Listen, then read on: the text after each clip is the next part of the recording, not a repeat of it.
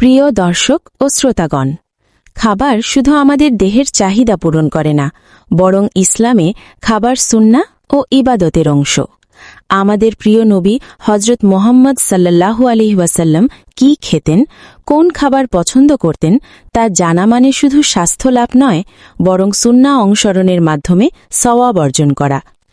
আজ আমরা জানব আমাদের প্রিয় নবী সাল্লাল্লাহু আলাইহি ওয়াসাল্লামের প্রিয় 12টি খাবার এবং সেগুলোর গুণাগুণ হাদিসের আলোকে। নবীজি সাল্লাল্লাহু আলাইহি ওয়াসাল্লামের সবচেয়ে প্রিয় খাবারগুলোর একটি ছিল খেজুর। তিনি বলেছেন, যে ঘরে খেজুর নেই সে ঘরবাসী ক্ষুধার্ত। খেজুর শরীরকে শক্তি দেয়, হজম শক্তিশালী করে এবং রোজা ভাঙার জন্য এটি সুন্নাহ।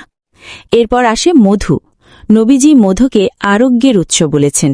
তিনি বলেছেন, দুটি জিনিসে আরোগ্য আছে, মধু ও কুরআন।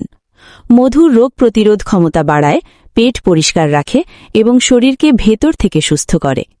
নবীজি দুধকে খুব পছন্দ করতেন এবং দুধ পান করার সময় দোয়া করতেন, হে আল্লাহ, আমাদের দুধে বরকত দিন। দুধ একটি পূর্ণ খাদ্য যা হাড় মজবুত করে এবং শরীরকে প্রয়োজনীয় পুষ্টি দেয়। একইভাবে তিনি জলপাই ও জলপাই তেল ব্যবহার করতেন। তিনি বলেছেন, তোমরা জলপাই তেল খাও এবং শরীরে লাগাও। জলপাই হৃদযন্ত্র ভালো রাখে এবং ত্বক ও মস্তিষ্কের জন্য উপকারী। নবীজি বিলাসী খাবার পছন্দ করতেন না। তার ঘরে প্রায়ই জবের রুটি থাকত। হজরত আয়েশা রাদিয়াল্লাহু বলেন, নবীজি কখনো টানা 3 দিন গমের রুটি খাননি। জব হাজমে সহায়ক এবং শরীরকে হালকা রাখে। তিনি কুমড়া খুব ভালোবাসতেন। হাদিসে এসেছে, সাহাবারা বলেন, নবীজি থালার মধ্যে কুমড়া খুঁজে খেতেন। কুমড়া মস্তিষ্কের জন্য উপকারী এবং দুশ্চিন্তা কমাতে সাহায্য করে।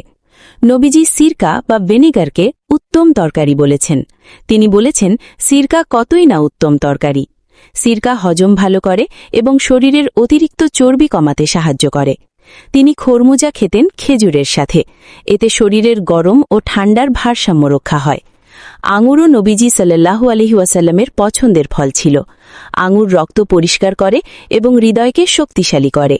নবীজি মাংস পছন্দ করতেন এবং বলেছেন, মাংস হল খাবারের সেরা। মাংস শরীরকে শক্তিশালী করে এবং দুর্বলতা দূর করে।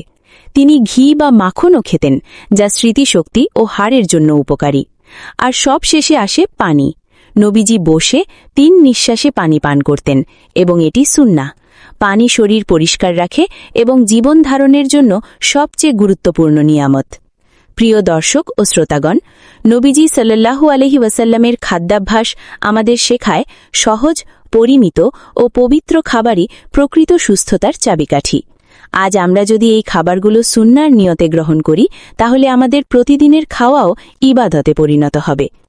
আল্লাহ তাআলা আমাদের সবাইকে নবীজি সাল্লাল্লাহু আলাইহি ওয়াসাল্লামের সুন্নাহ অনুযায়ী জীবনযাপন করার তৌফিক দান করুন।